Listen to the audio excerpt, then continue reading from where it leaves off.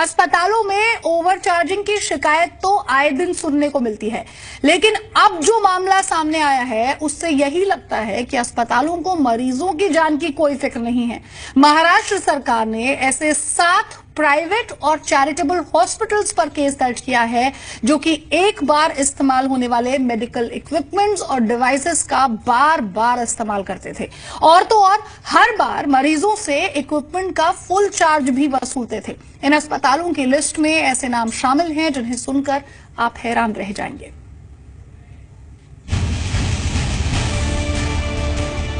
महाराष्ट्र में 7 फ्रॉड अस्पतालों पर केस दर्ज।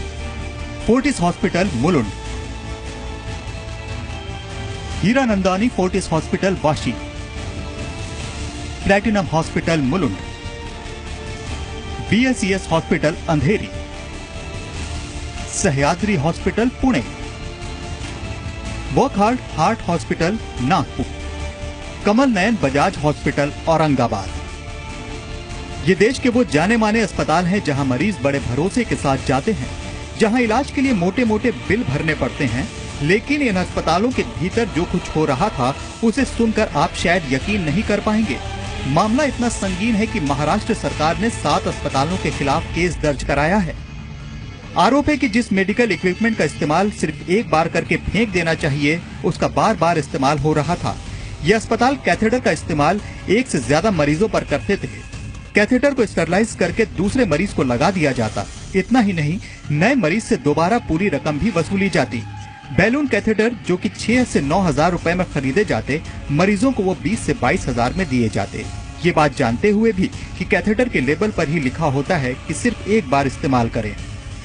कैथेटर का इस्तेमाल कई तरह से होता है। इन्हें शरीर के अंदर लगाकर कई तरह की बीमारियों का इलाज और सर्जरी की जाती है।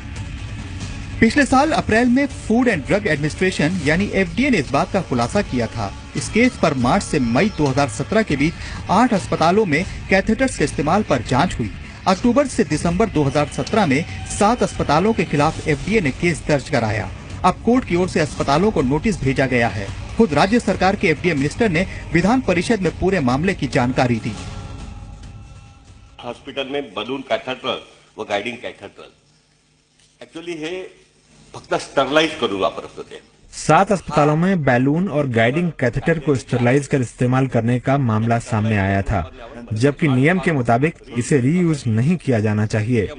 इन 7 अस्पतालों के खिलाफ केस दर्ज किया गया है। मामले की अदालत में सुनवाई होनी है।